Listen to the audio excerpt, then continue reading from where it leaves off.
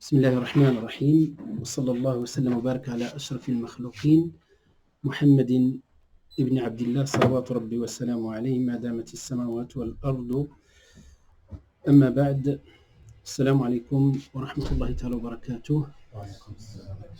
Louange à Allah, nous louons et nous implorons son secours et son pardon et nous cherchons refuge auprès d'Allah contre les maux de nos âmes et de nos mauvaises œuvres. Celui qu'Allah guide, nul ne peut l'égarer. Celui qu'Allah égare ne trouvera jamais de guide. J'atteste qu'il n'y a point de divinité digne d'adoration en dehors d'Allah qui est unique et sans associé. Et j'atteste que Muhammad sallallahu alayhi wa sallam est son serviteur et messager, qu'il a honoré son dépôt, transmis le message, levé le voile de l'ignorance et lutté dans le sentier d'Allah jusqu'à sa mort. Ya ayyuhalladhina amanu taqullaha haqqa tuqatih. وَلَا تَمُوتُنَّ إِلَّا وَأَنْتُمْ مُسْلِمُونَ. Ô vous qui avez cru, craignez Allah comme il le mérite et ne mourrez qu'en pleine soumission. يَا أَيُّهَا الَّذِينَ آمَنُوا اتَّقُوا اللَّهَ وَقُولُوا قَوْلًا سَدِيدًا يُصْلِحْ لَكُمْ أَعْمَالَكُمْ وَيَغْفِرْ لَكُمْ ذُنُوبَكُمْ وَمَنْ يُطِعِ اللَّهَ ورسوله فقد فاز فوزا عظيما. اللهم اجعلنا جميعا من الفائزين. Ô vous qui avez cru, craignez Allah et parlez avec droiture afin qu'il améliore vos actes et vous pardonne vos péchés. Quiconque obéit à Allah et à son messager obtient certes une grande réussite. Rabbi shrah li sadri wa yassir li amri wahlul 'uqdatan min lisani yafqahu qawli. Subhanaka la 'ilma lana illa ma 'allamtana innaka antal 'alimul hakim. Seigneur, ouvre ma poitrine et facilite ma mission. Aidez-nous à nous ma langue afin qu'ils comprennent mes paroles. Gloire à toi, nous n'avons de science que ce que tu nous as appris. Certes, c'est toi l'omniscient et le sage. Mes chers frères, mes chères sœurs, أحييكم بتحية الإسلام وتحية الإسلام السلام فالسلام عليكم ورحمة الله تعالى وبركاته. Je vous salue par la salutation de l'islam qui est la paix, que la paix d'Allah soit sur vous. Voilà donc, avant de commencer, c'est notre première soirée spirituelle. Cette soirée qui se veut un plus par rapport à ce que votre institut apporte à notre communauté locale en particulier. C'était prévu, cette première conférence, c'était prévu le Cheikh Mohamed Minta, voilà, donc qui est professeur ici, et donc on l'a sollicité également pour la conférence, mais il était malade depuis le début de la semaine et j'attendais à la dernière minute, donc qu'il a confirmé son absence. Mais Inch'Allah, la fois prochaine, Inch'Allah, le mois prochain, Inch'Allah. D'accord? Donc voilà, je le remplace et on garde toujours le même sujet. Donc, cette présentation de concept de la spiritualité en islam, Inch'Allah, ça va être un prérequis, si vous voulez, pour tout le reste, ce qui va venir par la suite, parce que on va, bihawlillahi ta'ala, encore mettre cet aspect dans l'institut qui est l'aspect de la spiritualité. Inch'Allah, on verra les formes qu'on va mettre en place. D'ores et déjà, vous avez le dernier samedi de chaque mois, Inch'Allah, qu'on va garder à peu près le même programme. On commence par un rappel. Ensuite, Inch'Allah, on fera la salat ensemble qui est. Donc, les deux sont deux formes de spiritualité. Donc, on commence comme ça et on verra, Inch'Allah, les choses vont évoluer au fur et à mesure. Donc, aujourd'hui, permettez-moi de vous faire une petite présentation qui se veut un peu académique pour comprendre le concept de la spiritualité. Et, Inch'Allah, je vous donnerai le résumé à la fin, bihawlillahi ta'ala. Donc, ce concept de la spiritualité, donc la question, je vais, Inch'Allah, répondre à cette question par 3 points, par 3, si vous voulez, chapitres importants. Chaque chapitre mérite du temps, mérite du développement. Mais ce schéma que vous allez avoir jusqu'à la fin, Inch'Allah, vous donne le concept, le schéma général de ce que c'est la spiritualité, le concept de la spiritualité en islam. On se base sur quoi? Tout ce que vous allez voir, Inch'Allah, c'est basé sur le Coran et la Sunna, c'est-à-dire à travers l'istiqra, à travers donc le raisonnement analogique, on a fait, si vous voulez, cette synthèse de ce que c'est la spiritualité. Pour information pour les étudiants, les étudiantes, nous avons un module en deuxième année dans lequel on développe, on prend le temps, on a environ 20 heures ou 18 heures plutôt de cours sur la spiritualité, si je ne me trompe pas. Voilà, donc on a au moins 4-5 séances, voilà, et dans lequel on développe tous ces concepts que je vais présenter. Mais là, alhamdoulilah, à travers cette première présentation, pour comprendre ce que c'est, parce que quand on parle de la spiritualité, on fait l'amalgame entre les moyens de la spiritualité, par exemple, l'essence de la spiritualité, les fruits de la spiritualité, etc. Et donc, Inch'Allah Ta'ala, j'espère que ça va être utile pour vous, cette première présentation. Comme ça, on avance avec clairvoyance. Voilà, donc, on va rappeler ce que c'est la spiritualité. Je ne vais pas lui donner une définition, mais comment elle a été, on va dire, représenté, comment on intitule ce concept de la spiritualité qui est la base des bases et la finalité des finalités en même temps. D'accord? Ensuite, on va parler des étapes de la spiritualité. Troisième point, l'objet de la spiritualité qui est l'homme. Hein, donc, pour mieux comprendre tout ça, donc il faut aussi avoir une idée sur l'homme, hein, avec grand H.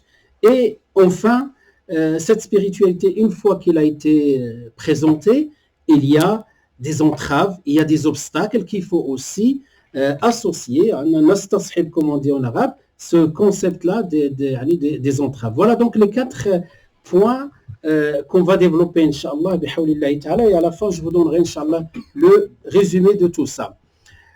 Avant de commencer, donc, pour avoir une idée, puisqu'on a dit que cette spiritualité, vous allez voir, qu'il doit être encadré par le fiqh, par le droit musulman. Il ne doit pas être un sujet de goût, hein, parce que quand on parle de la spiritualité, toute religion parle de la spiritualité. Ça va dans tous les sens. Mais comment le principe, ou si vous voulez, la spiritualité coranique a été développée, a été mise en évidence dans notre religion. Et donc, lorsqu'on parle de la religion, la source numéro 1, c'est Al-Qur'an. Al-Qur'an, pour voir un schéma aussi préalable à ce deuxième schéma, c'est qu'il faut poser la question sur Ahkam al-Qur'an, les prescriptions de l'Qur'an. Ils sont de 3 catégories. Hein, donc, la première forme des prescriptions de l'Qur'an, yani Ahkam al-Qur'an, al-Ahkam al-I'tiqadiyya. Al-Ahkam al-I'tiqadiyya, ce sont les prescriptions dogmatiques. Donc, le Qur'an, dans sa grande majorité, il parle d'Allah et de l'au-delà, il parle de côté dogmatique, de l'Aqida. C'est le sujet le plus important. Pourquoi? Parce que la plateforme sur laquelle va se reposer tout le reste. Parce que c'est la racine. Hein, c'est le plus important. Et ensuite, il parle de deuxième catégorie de prescriptions. Vous avez les prescriptions, ce qu'on appelle juridiques pratiques. Hein, donc, l'ahkam, ce qu'on pratique, la salat, la zakat, etc. Et troisième forme de prescription, ce sont les prescriptions éthiques et spirituelles. Éthiques et spirituelles. Il y a un lien entre les 3. Donc, il y a 3 formes, grosso modo. Même, vous posez la question, et à n'importe quel musulman, le Coran, les sujets, les thèmes de l'Qur'an, de 3 catégories, grosso modo. Donc, ahkamun i'tiqadiyya, ahkamun tashri'iyya, wa ahkamun akhlaqiyya, ruhaniyya. Donc, des prescriptions dogmatiques, des prescriptions juridiques et des prescriptions éthiques et spirituelles. Il y a un lien. Le lien, c'est la base des bases, c'est la connaissance d'Allah, c'est la connaissance et la croyance d'une manière générale, et les piliers de la foi, qui représentent la racine. Et cette racine donne un tronc, comme un tronc d'arbre, qui va être les pratiques religieuses. Les pratiques religieuses ne sont pas les fruits du hasard, ou bien le fruit d'un contexte dans lequel on pratique de cette manière-là et moi je vais pratiquer de la même manière. Autrement, ce n'est pas des coutumes, ce n'est pas des choses dans lesquelles on va faire le suivisme, ce qu'on appelle at-taqlid, mais plutôt c'est parce qu'il y a des racines en bas qui vont donner ce tronc d'arbre qui donne ces pratiques. Ces pratiques, ils sont censés donner ce fruit-là de la spiritualité, ce fruit-là de l'éthique. Prenons un exemple pour élucider ce schéma-là. Allah subhanahu wa ta'ala dit « Ya ayyuhalladhina amanu » ça parce qu'il s'adresse à nous, parce qu'on est croyant. Si on n'est pas croyant, on ne va pas être sensible à cet appel. « Ya ayyuhalladhina amanu » « ô vous qui avez cru ». Ça, c'est le principe dogmatique. Ensuite, Allah subhanahu wa ta'ala nous dit « Kutiba alaykum as-siyam ». Ça, c'est le principe, les prescriptions juridiques. On vous a prescrit siyam, comme on l'a prescrit à ceux qui vous ont précédé. La'allakum tattaqoun, ainsi atteindrez-vous la piété. C'est ça le fruit. La piété, c'est l'éthique, la spiritualité, tout à la fois. Il représente les objectifs des objectifs. وَلَقَدْ وَصَّيْنَا الَّذِينَ أُوتُوا الْكِتَابَ مِنْ قَبْلِكُمْ وَإِيَّاكُمْ أَنِ اتَّقُوا اللَّهَ. Allah, il nous dit dans le Coran qu'il a recommandé à tous ceux qui nous ont précédés comme communauté et à nous-mêmes d'avoir la piété, de craindre Allah subhanahu wa ta'ala. Et voilà, donc la piété, l'éthique, la spiritualité, ce n'est pas quelque chose qui est suspendu dans le ciel. C'est comme un arbre. Et Allah nous donne ce schéma. Mathalu kalimatin tayyibatin, une parole pure. Abdullah ibn Abbas dit c'est La ilaha illallah, qui est la base des bases. La ilaha illallah. Ka shajaratin tayyiba, donc far'uha fi sama, le tronc d'arbre, qui est les principes juridiques ou les prescriptions juridiques. Et donc ce schéma-là, s'il n'est pas fluide, on a des problèmes. C'est pour cela qu'on se pose la question sur la question de crise éthique chez les musulmans. Dans les pays musulmans, il y a une crise. Azma, comme on dit en arabe, azma akhlaqiya. Pourquoi? Parce qu'on s'est contenté du milieu, et dans le milieu, il y a le tronc d'arbre qui est vide. Regardez pendant la tempête, les arbres qui tombent. Regardez à l'intérieur, regardez le tronc d'arbre, il est creusé de l'intérieur. Les racines ils sont très superficielles, proches de... Et donc la première tempête, elle les fait tomber. Donc c'est ça le concept qu'on doit avoir en tête. Ça veut dire, quand tu te comportes bien, tu remontes à la racine, tu cherches la chaîne de transmission. Quand par exemple tu es tout seul, tu n'as même pas regardé qu'il y a des caméras. Et les gens t'observent, ils voient que tu es droit. Tu ne t'es pas rendu compte qu'il y a des caméras.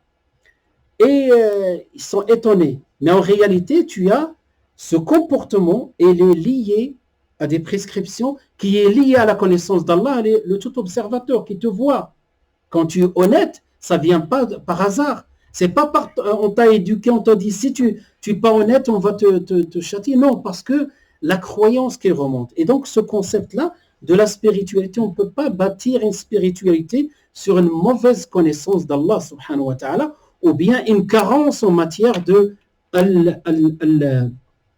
l'aqidah. Et donc, l'aqidah, c'est la base des bases. Le prophète sallallahu alayhi wa sallam est resté 13 ans. Alors, enseigné, il n'y avait pas de prescription.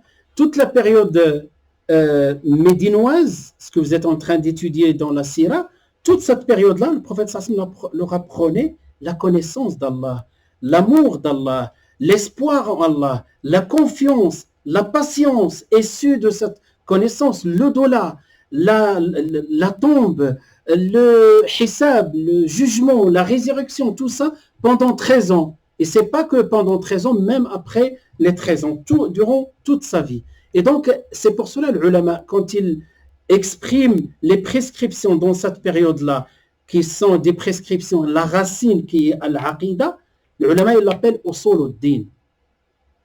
Et ce qui va se passer, Ya ayyuhalladhina amanu, kutiba alaykum as-siyam, khudh min amwalihim sadaqatan tuzakkihim, etc. Toutes les prescriptions, je viens de citer, le jeûne, la salat, le hajj, ils les appellent furu'. Furu'. Usul, furu'. Al-aqidah, c'est l'usul, et les prescriptions juridiques, c'est le furu'. C'est quoi l'usul? Les fondements. Et les autres, c'est les ramifications. Ça veut dire que les usul, qui est cette connaissance d'Allah, cette aqidah, qui va produire des ramifications qui sont des pratiques, et ces pratiques, s'ils sont fluides, ils vont pratiquer la spiritualité, qu'on va essayer, Inch'Allah, de présenter ce concept, Inch'Allah ta'ala. Donc, la spiritualité, certains l'appellent spiritualité, mystique, mysticisme, sophisme, purification de l'âme, le cheminement, hein, suluk ilallah, comme on dit en arabe, hada, d'une manière générale. Mais si on s'arrête là, on n'a pas dit grand-chose parce que, vous savez, même les non-musulmans, ils parlent de la spiritualité, même des athées, ils parlent de la spiritualité. Il y a spiritualité, spiritualité. Maintenant, nous, comme ils disent nos ulama, la mushahata fil istilah. Donc, il n'y a pas de dispute autour de la terminologie. Mais dites-nous ce qu'il y a à l'intérieur de la terminologie. Qu'est-ce qu'il y a dans cette spiritualité? Mystique, mysticisme, sophisme, purification de l'âme, cheminement vers Dieu, as-suluk ilallah. Dites-nous ce qu'il y a à l'intérieur. Ce qu'il y a à l'intérieur, après analyse et plusieurs années, alhamdoulilah, de transmission de cette matière-là, je vous la résume, Inch'Allah, en quelques lignes. Donc, pour comprendre, parce qu'il n'y a pas de définition. La définition, pour vous donner la définition, en tout cas, moi, je ne trouve pas dans un livre qu'est-ce que la spiritualité. Ça, ce sont des synonymes de la spiritualité. Comment on nomme la spiritualité. Mais la définition, c'est ce que vous allez voir tout ça. Tout ce concept-là représente la définition et le concept de la spiritualité. Hein, si on dit la spiritualité, c'est le cheminement vers Dieu, un chrétien va te dire la spiritualité. Nous, on parle de la spiritualité musulmane. Quelqu'un même qui est dans les groupes, parmi les groupes qui sont issus de l'islam, ce qu'on appelle les batinites. Vous avez les zahirites, on est éprouvé par les deux. Les littéralistes d'un côté, les batinites de l'autre côté. Encore pire, les batinistes. C'est beaucoup plus dangereux, le batinisme. Et le batinisme, celui qui te dit ce que vous voyez sur la surface, c'est pas vrai. Il y a un côté caché que seul l'imam qui connaît. Quand je parle de l'imam à la version chiite, hein, donc quand on parle de l'imam qui est infaillible, etc. Donc celui qui a l'interprétation. Et ce sont des égarements. Donc c'est pour cela, on va pas débattre autour de la définition, mais la définition, c'est ce qu'on va, Inch'Allah, c'est l'ensemble, ce concept-là, il faut le comprendre dans son intégralité. D'abord, l'essence en islam, qu'est-ce que la spiritualité? Qu'est-ce qu'elle représente? Quelle est son essence? Hein, donc, comme on dit en arabe, al-mahiyya. En arabe, l'essence, on l'appelle al-mahiyya. Donc, il a deux temps. Donc, tout ceci simple. La spiritualité, lorsqu'on parle de la spiritualité, quelqu'un va me dire, on l'appelle en arabe tazkiya, purification. Oui, ça c'est première étape. Donc, c'est la purification de l'âme, du cœur, de quoi? Des souillures morales. Hein? Les souillures morales comme l'ostentation, la jalousie, l'amour du prestige, l'avarice, la colère, l'injustice, etc., l'orgueil. Ben, c'est ça la spiritualité, commence par cette étape-là, de comprendre qu'on peut tomber malade spirituellement et qu'il faut purifier ce cœur de tout ça. Deuxième étape, Inch'Allah, on va revenir sur ce concept-là, Inch'Allah, lorsqu'on va parler de l'homme, l'élévation. L'élévation. At-tazkiya, c'est ça, tazkiya. L'élévation, c'est-à-dire passer d'un cœur qui est malade vers un cœur qui va vers, comme il a dit le prophète sallallahu alayhi wa sallam, dans le hadith de Jibril, sans aucun doute, c'est un hadith incontournable lorsqu'on parle de la spiritualité. Et à la fin, il dit أن تعبد الله كأنك تراه فإن لم تكن تراه فإنه يراك. Donc, jusqu'à ce que tu adores, ça c'est l'objectif des objectifs. Tu cherches cette élévation jusqu'à ce que tu arrives à adorer Dieu comme si tu le voyais. Vous savez ce que c'est, tu adores Dieu comme si tu le vois? À aucun moment, tu as le sentiment que tu es seul. Comme dit, je pense, l'imam Ahmed, إذا خلوت الدهر فلا تقل خلوت ولكن قل علي رقيب. Donc, il a été attribué l'imam Malik comme d'autres. Ne dis pas quand tu es tout seul, je suis seul. Hein, quand tu es quelque part, il n'y a personne, tu dis je suis seul. Mais dis, il y a un tout observateur au-dessus de moi. D'accord? Donc, cette élévation, c'est que tu arrives à adorer Dieu comme si tu le vois. Et quand tu adores Dieu, comme, Inch'Allah, on va le citer dans les fruits de la spiritualité, je ne vais pas anticiper, je laisse ça au bon moment, Inch'Allah. Ben, une fois que tu arrives à ce stade-là d'adorer Dieu comme si tu le voyais, voilà, tu as atteint, mais c'est toujours cette élévation, il a toujours des stations encore à parcourir et à concrétiser. Donc, 2 étapes, purification et élévation. Cette méthode-là, on la trouve partout dans notre religion. On l'appelle en arabe at-takhliya ou at-tahliya. C'est quoi at-takhliya? C'est exactement que si vous voulez faire une vidange. Vous purgez et ensuite vous mettez de l'huile qui est saine ou propre. Tu enlèves l'huile. Donc, tahliya, c'est purifier, purger, enlever. Hein. Tu veux utiliser un verre pour mettre de l'eau ou du lait. Et les sales, tu laves et ensuite tu verses du lait. C'est si simple que ça. Et c'est ça la démarche. Mais c'est simple dans la compréhension. Mais dans la pratique, c'est le projet de toute une vie. Et on ne peut pas dire qu'à un moment donné, c'est bon, j'ai fini la purification. Maintenant, je vais passer à l'élévation. At-takhliya wa at-tahliya. C'est exactement ce même quand on dit la ilaha illallah. Et il y a cette notion-là. La ilaha. Donc on rejette takhliya. Et ensuite tahliya illallah. D'accord? Donc ça, c'est si vous voulez, l'essence de la spiritualité. Ensuite, les moyens de la spiritualité, il y a une définition en trop, ici les moyens de la spiritualité, en trop. Donc les moyens de la spiritualité, souvent, lorsqu'on ne parle de la spiritualité, c'est ce sujet-là qu'on va nous dire. D'une manière simple, lisez le Coran, vous allez purifier le cœur, etc., le dhikr, etc. Oui, ça c'est vrai, mais ça c'est les moyens. Mais c'est une partie, c'est la spiritualité, et la spiritualité vue partiellement, pas entièrement. Donc les moyens, donc les actes cultuels de qualité. C'est ces mécaniques, on peut rester 40 ans à faire les mêmes gestes. Il faut que ça soit de qualité. Je vous donne un exemple, une salade de qualité. Un petit exemple à partir du hadith qui est rapporté par Al-Bukhari dans le Sahih. Quand tu fais la salade, vous savez, je pense que parmi vous, ceux qui ont déjà lu ou entendu la salade d'un tel ou d'un tel, certains pieux prédécesseurs, quand ils rentrent dans la salade, vous avez certainement entendu parler de celui qu'on a coupé le pied comme ça, Urwa ibn Zubayr, hein, quand on lui a demandé de prendre, il ne faut pas prendre ça à la lettre parce qu'on n'a pas le niveau de Urwa ibn Zubayr. Urwa ibn Zubayr, on a voulu lui couper sa jambe, son pied, parce qu'il était malade. Il fallait le sauver de cette manière-là. Il n'y avait plus de solution. Et lorsqu'on lui a proposé de prendre quelque chose, des choses enivrantes, il a dit non. Laissez-moi rentrer dans la salade. Une fois que je rentre dans ma salade, faites ce que vous avez à faire. D'accord? On a entendu des choses pareilles. On ne peut pas aller plus loin parce qu'il faut les vivre. Tu ne peux pas décrire quelque chose que tu n'as pas vécu.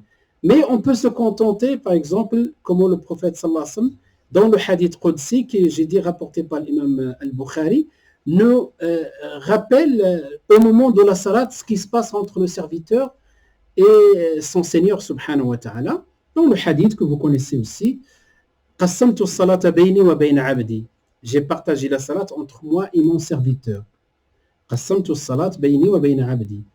إِذَا قَالَ الحمد لله رب العالمين, lorsque mon serviteur dit Alhamdulillah Rabbil Alamin, les louanges à Allah, Seigneur des mondes, قُلْتُ حَمِدَنِي عَبْدِي. Mon serviteur, je dis, mon serviteur m'a loué. Vous imaginez quand vous dites Allahu Akbar, on nous a toujours dit, mais c'est très difficile. Ça, c'est les actes de qualité, c'est les moyens qui peuvent parvenir à une spiritualité. Donc, lorsqu'on nous disait, on a toujours entendu ça, que les pieux prédécesseurs, lorsqu'ils rentrent à la mosquée, dans la salat, ils laissaient leurs chaussures, ils laissaient la dunya avec leurs chaussures.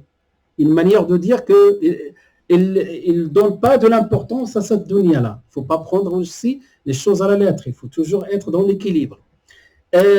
Aussi, on nous dit, Ali radiallahu anhu, au moment où il faisait ses ablutions, il tremblait, il avait la couleur pâle. Et on lui pose la question pourquoi? Il leur a dit, mais est-ce que vous savez devant qui je vais me présenter? Ils avaient cette préparation avant de rentrer dans la salade. Comme Allah dit d'une manière générale, il parle d'une catégorie de personnes qui ont trahi le prophète sallallahu alayhi wa sallam. Il a dit, s'ils avaient vraiment voulu sortir, ils auraient préparé leur sortie. Mais Allah kariha Allahu bi'afahum wa qala qu'udu ma'al qa'idin. Et donc cette salade, ça se prépare. Est-ce que ça nous arrive une fois de temps à autre, quand j'ai dit Allahu Akbar, un sentiment que Dieu est plus grand? On le dit, on le répète, même on a associé cette formule qu'on répète dans nos fêtes, dans la naissance d'un enfant, on la répète toute notre vie. On a associé cette formule-là à la violence, à un certain nombre de choses. Parce qu'on n'a pas du tout compris le sens de Allahu Akbar. Tu rentres dans ta salade, Allah est plus grand que toute chose. Tu ouvres par ça. Et une fois que tu dis Alhamdulillah Rabbil Alamin, est-ce que tu as des doutes qu'Allah ne te répond pas? Mais à condition que tu te concentres. Au moment où tu fais ta salat, tu dis Alhamdulillah Rabbil Alamin, tu penses à un seul bien. Une seule ni'ma, vous ne pouvez pas la dénombrer. Pense aux yeux, pense à ton santé, pense à ton islam, pense à beaucoup de choses, à tes parents qui sont vivants, pense à beaucoup de choses et dis Alhamdulillah. Et ça va sortir du fond du cœur. Là, Allah, il te répond. Hamidani abdi. Wa idha qala ar-Rahman ar-Rahim, et lorsqu'il dit le tout miséricordieux, le très miséricordieux, qultu athna alayya abdi. Je dis, mon serviteur m'a complémenté. Est-ce qu'on a vécu une seule salade comme ça? Et c'est pas fini. Ensuite, wa idha qala Malik yawmiddin ou Malik yawmiddin, lorsqu'il dit, toujours le hadith, le souverain de l'au-delà, qultu, je dis, majjadani abdi, mon serviteur m'a glorifié, wa li abdi ma sa'al. Maintenant demande, mon serviteur il aura ce qu'il demande. Et qu'est-ce qu'il demande? Ihdina as-sirat al-mustaqim. Ihdina as-sirat al-mustaqim hawlaha nudandin. Guide-nous vers le droit chemin. C'est l'axe central autour duquel on gravite, on fait des cours, on se réunit, on fait des salats, etc. C'est autour de ça. C'est ça l'objectif des objectifs. Vous imaginez, on n'est jamais conscient par rapport à ce qui se passe dans la salade. Et quand tu t'inclines, quel est ton état d'esprit? Oui, donc certainement, il y a des fois, il y a tout ce qu'on a étudié dans la jurisprudence, dans le fiqh, c'est important. Mais le fiqh, tu peux l'étudier, une année, tu as tout compris. Bi'idnillah. Mais la spiritualité, c'est toute une vie. Et encore, tu as envie d'avancer. Quand tu t'inclines, une fois que tu as compris, ne laisse pas Shaitan te dévier du sens de l'inclinaison devant Allah. Je m'incline devant Allah. Et cela me donne la force, je m'incline devant personne. Vous savez, ceux qui s'inclinent devant Allah, sincèrement, ils s'inclinent devant aucune force. Que ce soit une force séductrice, une force qui va mettre la pression, quelle que soit cette force, tu t'inclines avec la conviction, tu t'inclines devant le Créateur de toutes choses, l'immense dans sa création, l'immense dans son savoir, al-wasi'u fi khalqihi, al-wasi'u fi al-razzaq, celui qui détient mon âme. Au moins, de temps à autre, bien sûr, Shaitan, et si vous voulez encore plus loin, je ne vais pas ouvrir trop les parenthèses, mais sinon, regardez ce qu'il dit Ibn Qayyim Jawziyya sur les 5 niveaux de salat. Salatu al-zalimu li nafsihi, donc il cite salat, celui qui a commis une injustice envers lui-même, salatu al-mufarrad ila ghayri dhalika, jusqu'à ce qu'il arrive au 5e niveau de la salat. Et ainsi de suite, le sujoud. Et avant même le sujoud, quand l'imam dit Sami'a Allahu liman hamida, dis-moi une seule fois dans ta vie, tu as pensé que l'imam, quand il dit Sami'a Allahu liman hamida, il t'a informé. C'est une information. Il te dit Allah entend celui qui le loue. Et à ce moment-là, tu dois sortir du fond de toi des louanges, la formule, bien sûr, il est légiféré, on ne va pas rajouter. La formule Rabbana wa lakal hamd. حمدا كثيرا طيبا مبارك فيه مثلا أو Parce qu'une fois, un compagnon, il vivait, c'est pour cela ils étaient exceptionnels. Un compagnon, radiallahu anhu, derrière le prophète sallallahu alayhi wa sallam, Allah a dit, le prophète sallallahu alayhi wa sallam a dit, Sami'allahu liman hamida. Allah entend celui qui le loue. C'est-à-dire, à vous de jouer maintenant. Je le dis de ma manière et je m'excuse. À vous de jouer. C'est-à-dire, Allah, il entend à ce moment-là, et à tout moment, mais là, c'est propice ce moment-là. Qu'est-ce qu'il a dit, cet homme-là? Il n'a pas senti. Normalement, il sait qu'il doit se conformer à ce que le prophète sallam, la formule que le prophète sallam leur a dit. Mais il n'a pas. Il était dépassé. Qu'est-ce qu'il a dit? Hamdan, kathiran, tayyiban, mubarakun fi, mil as-samawati wal ard, mil ma baynahuma, mil ma shi'ta min ay shay'in turid. Yani, il a dit hamdan kathiran, un louange abondant, tayyiban, pur, mil as-samawati, qui remplit, yani, autant de fois qui remplit les cieux et la terre, et mil'a, et ce qui remplit ce que tu veux, ya Allah, autant de fois. Et la fin de la prière, qu'est-ce qu'il dit le prophète sallallahu alayhi wa sallam, qui a dit cette formule-là? Ana ya Rasulallah. Et le prophète sallallahu alayhi wa sallam dit, j'ai vu des anges qui se disputent lequel qui va écrire cette belle formule de l'hamd. Au moins une fois dans la vie, ce qu'on a senti ça. Comment on va cheminer? 40 ans, moi, je ne change pas. Alors que la salat, si on suit le circuit qu'on a tracé tout à l'heure, la aqidah, c'est ça qui va, le sentiment que tu es devant Dieu, tu le loues, tu l'invoques, tu dis Sami Allah, l'imam te dit Sami Allah liman hamida, tu glorifies Allah, tu dis Alhamdulillah, subhanallah, cette fluidité, c'est ça qui va mener à Inna salata tanha al fahsha'i wal munkar. La salat empêche de faire les turpitudes et les actes blâmables. Il soujoud, tu poses ton front et au fond de toi, je ne prosternerai devant personne sauf Allah subhanahu wa ta'ala. Et la prosternation, c'est une forme d'humilité, l'excellence dans l'humilité. C'est-à-dire tu poses, parce que quand on veut montrer notre fierté, toujours on lève la tête et ce front-là, on le pose par terre pour Allah subhanahu wa ta'ala, qui mérite d'être adoré. Subhanahu. Et donc, ainsi de suite, tu vis de temps en temps, mais bien sûr, Shaitan ne va pas te laisser. On va parler de ça par la suite. Mais ça, c'est la parenthèse de qualité. Et le jeûne, pareil. Essaye de prendre plaisir pendant que tu jeûnes le mois du Ramadan, bientôt, Inch'Allah, 3 mois. Peut-être, voilà, presque jour pour jour.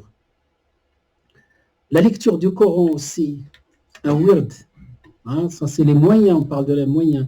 Les invocations, les doigts, le dhikr, les rappels, les assises, tout ça, ce sont des vitamines, vitamine A, B, C, donc la lecture du Coran, vitamine, le dhikr, c'est d'autres formes de vitamines, les assises comme ça, les rencontres, assalamu alaykum, le dhikr, il y a des moments de solitude où tu vis des choses intenses avec Allah subhanahu wa ta'ala et que personne ne doit connaître, y compris ton conjoint ou ton épouse ou ton époux.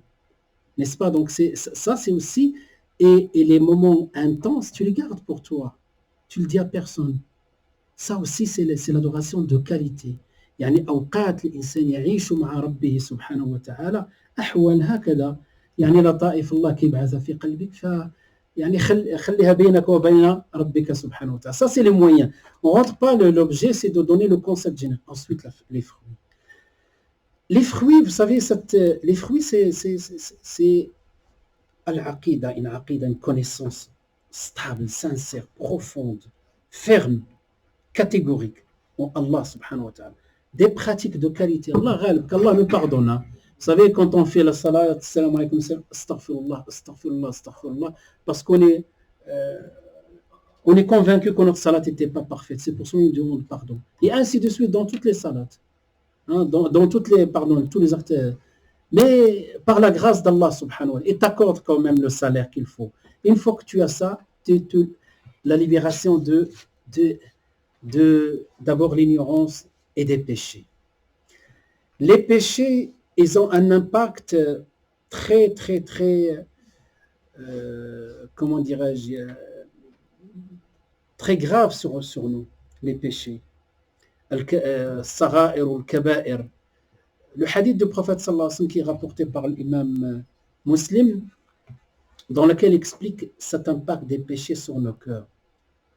Et on va voir ça, Inch'Allah, lorsqu'on va parler des maladies des cœurs. Comment les cœurs peuvent tomber malades spirituellement. Le prophète sallallahu dit dans ce hadith qui est rapporté par l'imam Muslim, تعرض الفتن على القلوب عودا عودا كعود الحصير. Le prophète sallallahu nous donne un schéma. Les cœurs, donc c'est le cœur, c'est là l'axe central de la spiritualité du cœur. Les fitan, donc les tentations, sont exposées sur les cœurs, عودا عودا. Je vous dis d'une manière simple, comme s'ils font la queue.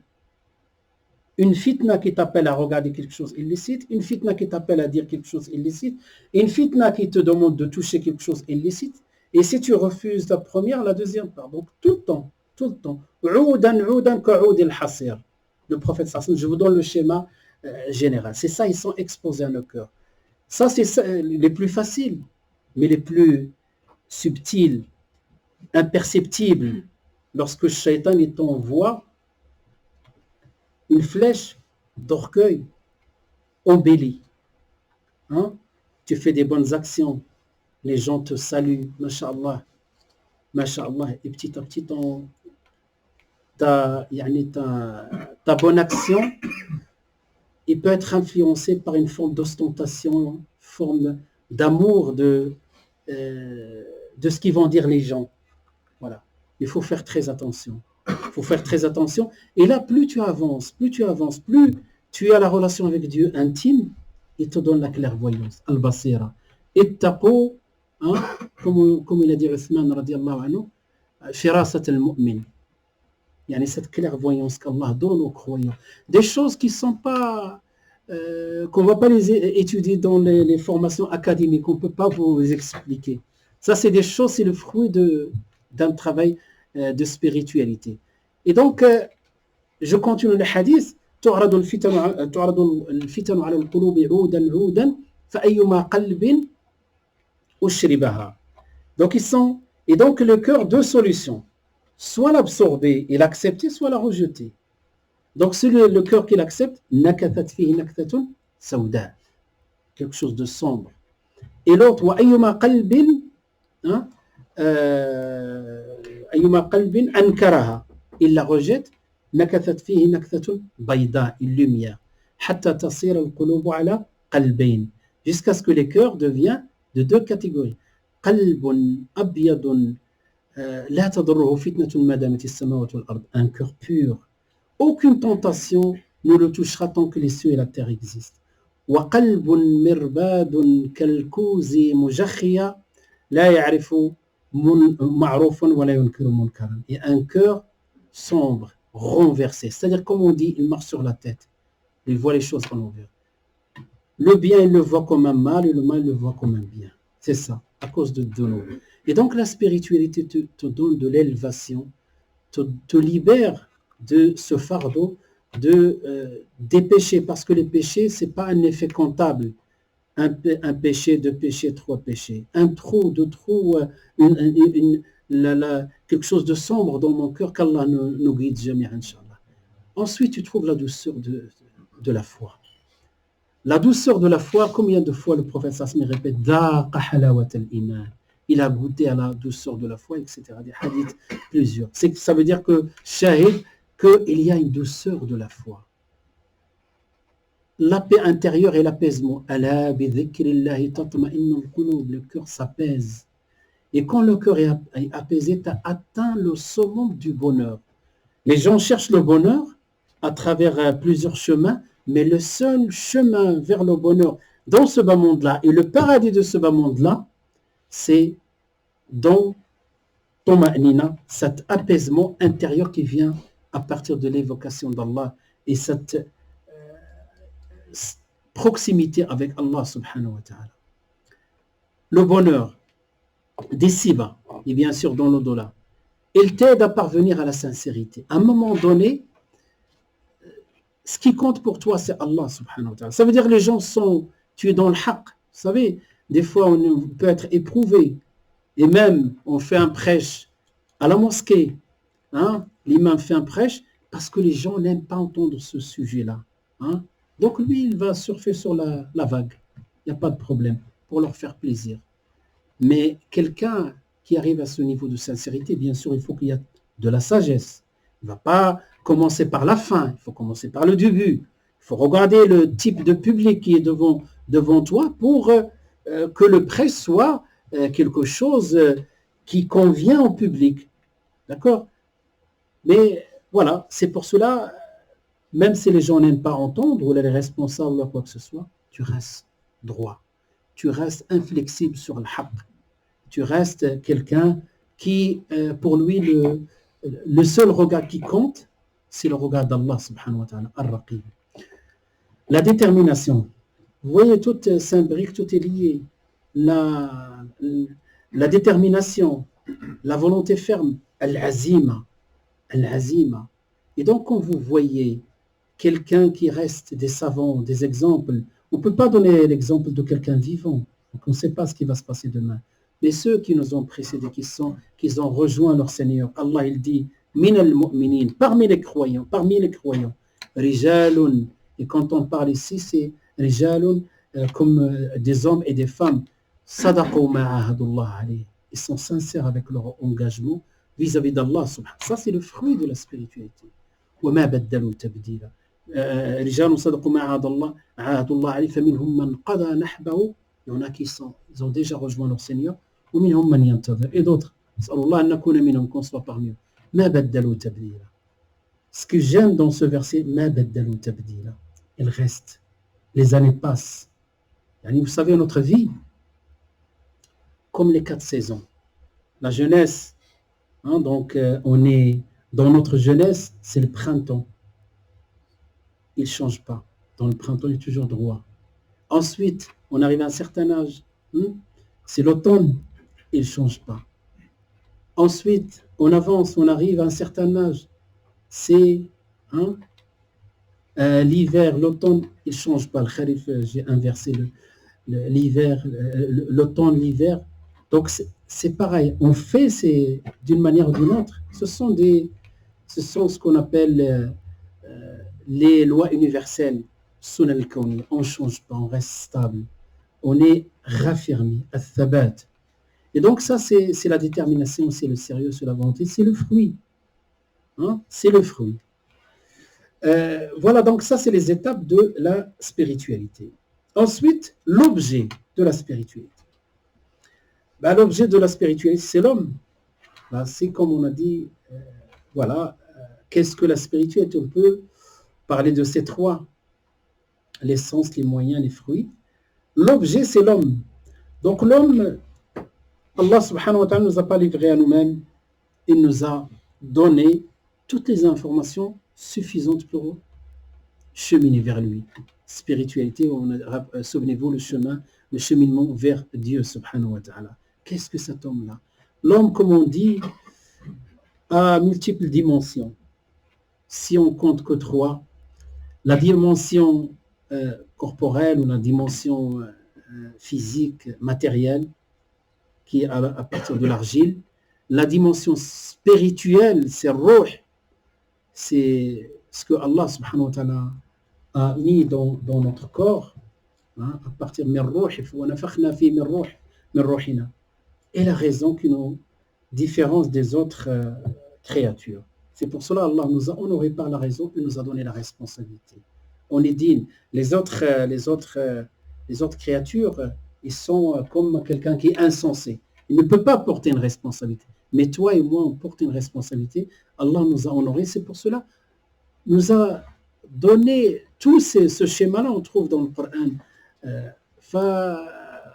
Même notre sentiment de l'intérieur correspond à ces trois volets de ce que c'est l'homme. Donc l'aspect matériel, il tire vers le bas. L'aspect spirituel tire vers le haut. Parce que c'est l'aspect matériel est d'origine terrestre, de l'argile. Et l'aspect spirituel d'origine céleste. C'est pour cela quand on meurt, Ruh, il monte d'où il est venu et le corps dans la terre.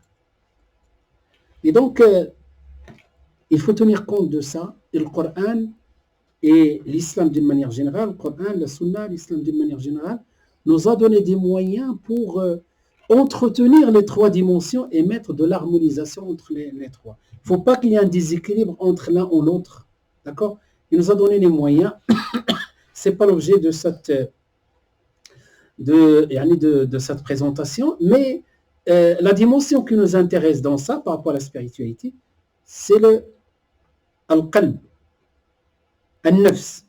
Quelle est la différence, quelle est la relation? Allahu a'lam. Personne est capable de vous donner une définition, une explication rationnelle sur pourquoi. Parce que ça fait partie de alamul ghayb, fait partie du monde invisible. Ils ont déjà posé la question au prophète Sassim pour le piéger. Qu'est-ce que Ruh? Il leur a dit, Allah il répond, mais on se contente de ce qu'Allah nous a donné comme information. Et ce que Allah nous a donné comme information nous suffit pour cheminer vers lui. Et donc, souvent, on parle de la spiritualité, on va évoquer Ruh wal Qalb. Peu importe. Ce qui nous intéresse est déjà évoqué et ce qui nous suffit pour cheminer est déjà évoqué. Chercher encore d'autres informations, on ne peut pas les connaître parce que la source d'information de ce monde-là, c'est la révélation. La révélation se contentait de nous donner quelques informations. Et toutefois, il y a une petite différence entre deux choses. Souvent on dit ar-ruh wa an-nafs. Les ulama d'une manière générale, ils disent ar-ruh, quand il sort du corps, on l'appelle ar-ruh. Et quand il est à l'intérieur du corps, on l'appelle an-nafs. C'est la seule information que je peux vous donner. Mais voilà, donc qui n'est pas cité comme ça d'une manière explicite, mais c'est la déduction de savants. Donc ils font toujours l'istiqra, ils vont voir, à chaque fois Allah parle de ruh, il parle d'une manière générale qui est en dehors du corps, et à chaque fois on parle de nafs, on parle du vivant. Peu importe. Donc il y a deux choses, on a dit, le cœur et nafs. Le Coran nous a parlé des états de l'qalb et les états, voilà ce qui nous intéresse, les états de nafs, Vous les connaissez, on entend souvent parler de ça. Donc ces états des cœurs, autrement par rapport à la spiritualité, c'est cette élévation, passer d'un état à l'autre. Hein? Le Coran par rapport au cœur, il a parlé de al-nafsu al-mutma'inna, l'âme, pardon, je parle des cœurs, al-qalbu salim, le cœur saint. Il a parlé de al-qalbu al-marid, fi qulubihim marad, le cœur malade. Et il a parlé des versets, tout ça c'est cité dans des versets. Et il a parlé de al-qalbu al-qasi, hein, donc dur, mort, insensible, etc. Donc al-qalbu salim, c'est le cœur, c'est l'objectif de chaque croyant, d'arriver à un cœur sain, puisque les cœurs tombent malades, l'objectif de les soigner pour arriver à un niveau qu'ils soient pas malades, qu'ils soient sains. Al-qalbu as-salim. De la même manière, en parallèle, on peut dire que ça, Allah subhanahu wa ta'ala a parlé de al-nafs, les états d'âme. Hein? Al-nafsu al-ammaratu bis-su, al-nafsu al-lawwama, al-nafsu al-mutma'inna. Donc, le cœur sain, le cœur malade, le cœur endurci. Et le cœur malade, il y a deux types de maladies. Il y a amradu al-shahwa ou amradu al-shak. Amradu al-shahwa, c'est les maladies des tentations, des plaisirs, hein, interdits. Et il y a aussi des maladies de ce qu'on appelle de al-shak. Hein. وأما الذين في قلوبهم زيغ فيتبعون ما تشابه منه ابتغاء الفتنة وابتغاء تأويله. C'est une maladie de shak. Il y a des gens, c'est comme si on a tout fini. Il vient, il va faire un dars sur l'ijma' ne peut pas être possible. Le hijab n'est pas cité dans le Coran. Ils vont aller chercher comme si on va résoudre les problèmes comme ça. C'est des maladies de cœur. وأما الذين في قلوبهم زيغ. Avant qu'on réponde d'une manière académique ou rationnelle ou d'une manière scientifique. La personne d'Allah Shafi. Et toujours, le Bukhari, il y a quelques doutes, mais les hadiths, ils sont arrivés de cette manière-là. Il y a des gens qui, comme si notre problème, c'est le Bukhari. Hein? Alors notre problème, il est en nous. نعيب زماننا والعيب فينا وما لزماننا من عيب سوانا. Comme il a dit Shafi'i, rahimahullah. Bref, Donc, Shafi'i il dit, donc, voilà, on reproche à notre temps, voilà, le temps, ce temps-là, de la fin du monde, etc. Mais en réalité, notre temps, donc notre temps, il a comme défaut nous. Voilà, tout simplement. Donc, ces, ces, ces, ces, ces maladies du cœur, ils sont de deux catégories, ash-shak wa shahwa. Les cœurs, al-qalb al-qasi, insensible. L'âme apaisée, c'est l'âme apaisée, al-mutma'inna, c'est, si vous voulez, sur le niveau le plus élevé, l'âme qui ne cesse de se blâmer, âme séductrice et âme instigatrice du mal. Voilà, instigatrice du mal, qui ne cesse de se blâmer et apaisée. Et il y a une chose, subhanallah, si vous remarquez, parce que nous, le but, c'est ça, c'est le cœur saint. Et l'âme apaisée, c'est l'objectif de la spiritualité, se purifier. Souvenez-vous, se purifier et l'élévation également. Et subhanallah al-azim, quand vous regardez, dans quel contexte a été cité al-qalb al-mutma'in, pardon, al-qalb al-salim, in-nafsu al-lawwama. Dans quel contexte? إلا من أتى الله يوم لا ينفع مال ولا بنون إلا من أتى الله بقلب سليم.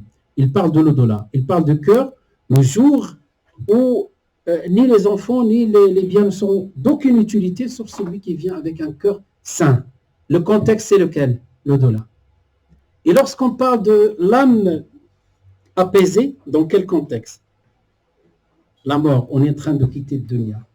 Ya ayyatuha an-nafsu al-mutma'inna irji'i ila rabbika radiyatan mardiya. Ô âme apaisée, reviens vers ton Seigneur, satisfait, et Allah est satisfait d'elle.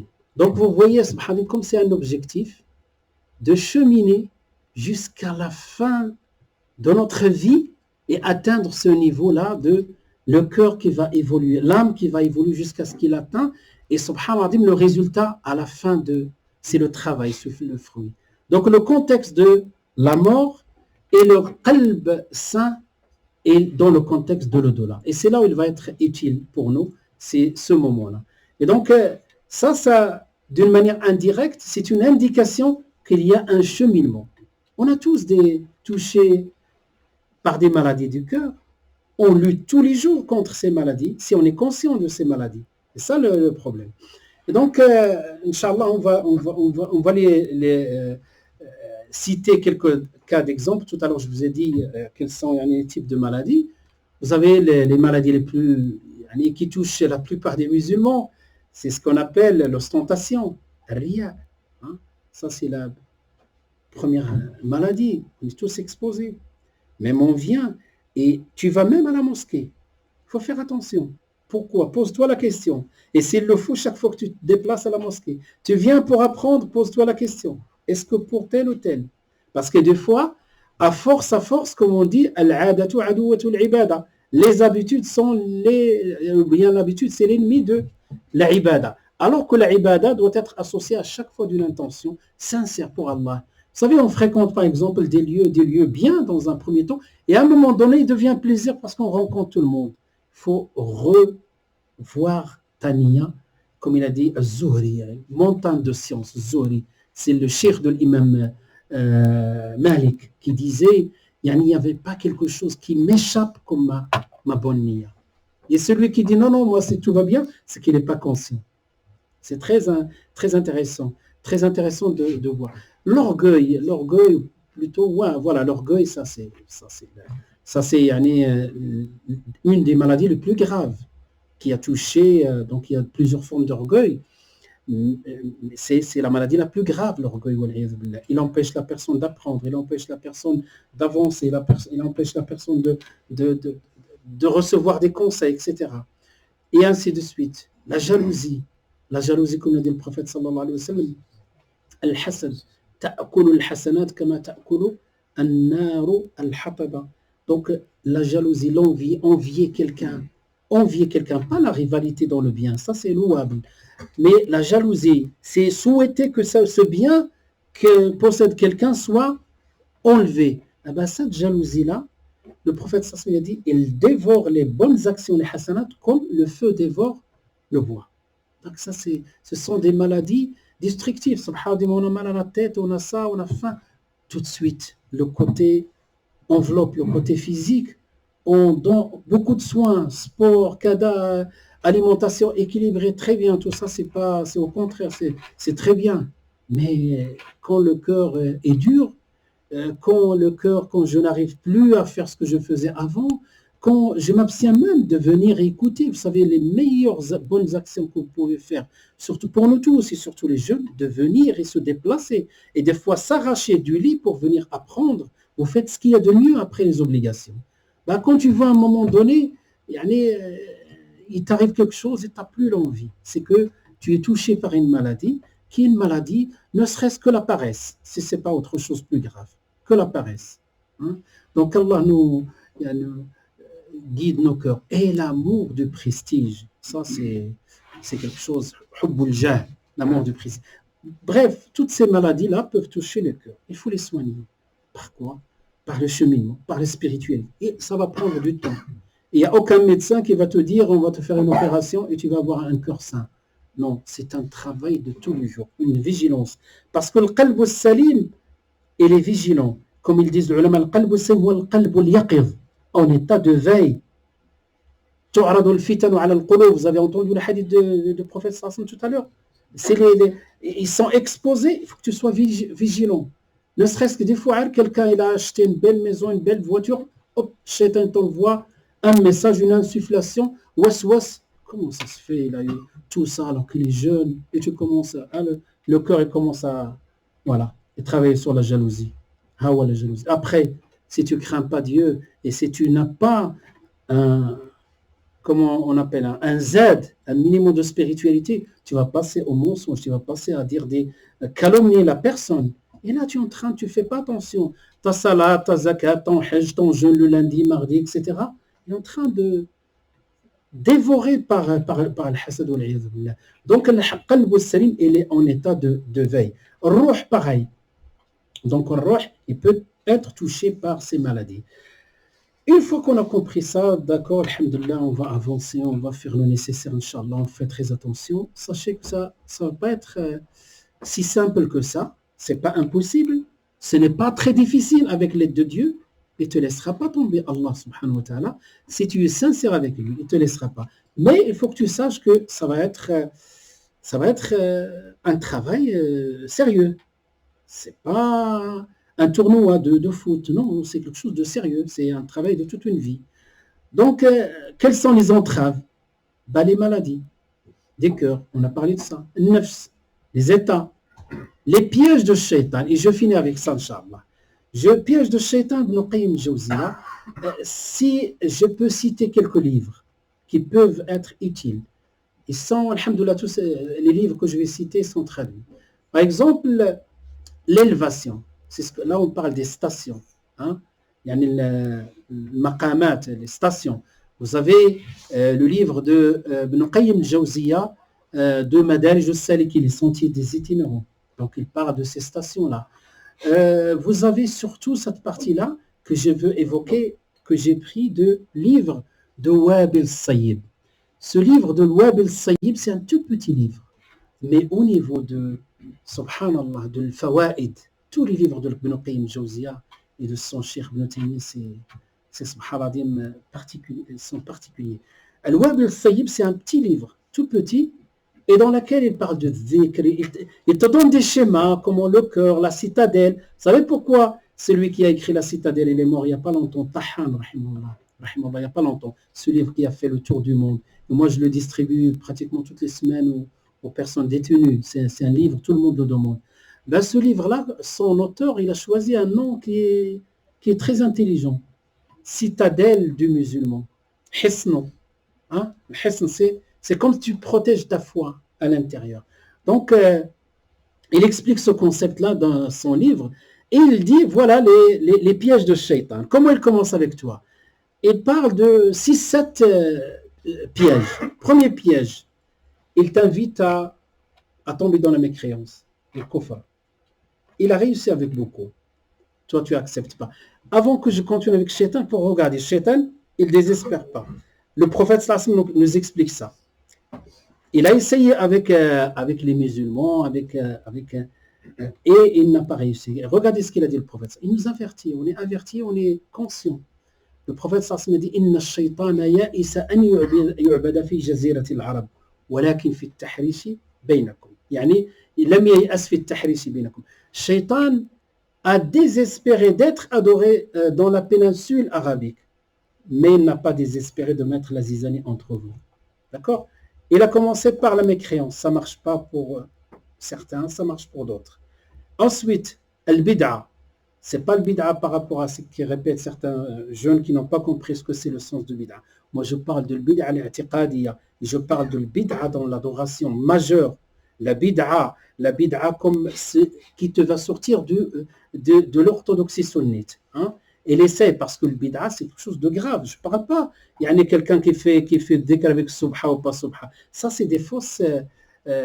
qu'on masque la vraie bid'a. La vraie bid'a, c'est le bid'a, les premiers bid'a qui ont apparu dans l'histoire de l'islam, pour avoir une idée, c'est par exemple à l'époque des sahaba, après la mort du prophète sallallahu alayhi wa sallam, bid'atu l'i'tiqadiyya, par exemple, fait le qadariyya, qui ne croit pas au destin, le qadariyya. Voilà, ça c'est une bid'a qui ne croit pas au destin. D'autres formes de bid'a. Ensuite, s'il n'arrive pas, les péchés majeurs, il t'invite à commettre les péchés majeurs.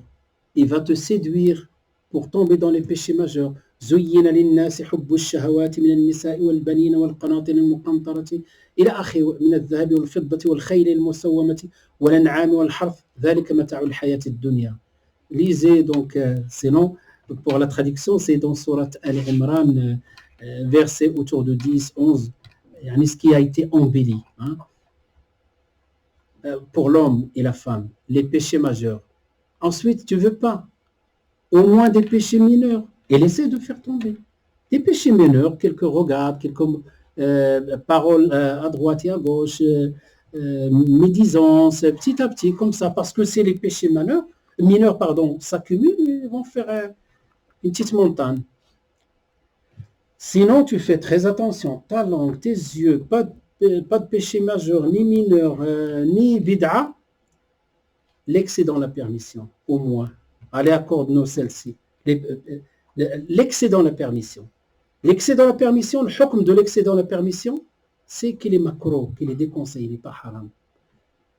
Et si tu résistes, qu'est-ce qu'il va te faire? Il va t'attaquer du niveau de la connaissance, de l'ilm. Il va mélanger, il va te donner un schéma désordonné de ta religion. Ce qui est majeur, il devient mineur. Ce qui est fondamental, il devient accessoire ou il devient ramification. Ce qui est fard, il devient sunna. Ce qui est sunna, il devient le centre du monde de la religion, etc. Et ça ne peut venir que de l'ilm. Le dernier point, très important, ne vient que de l'ilm. L'étude, une formation académique. Voilà, alhamdoulilah, j'ai fait le tour de concept de la spiritualité basée sur une étude inductive, ce qu'on appelle istiqra. Je vous ai imprimé, alhamdoulilah, cette page-là, et donc j'ai imprimé 50. S'il en manque, on va réimprimer. Donc voilà, barakallahu fikum, je ne vais pas trop tarder. Petite 5 minutes si vous voulez poser des questions, et ensuite salat, Inch'Allah.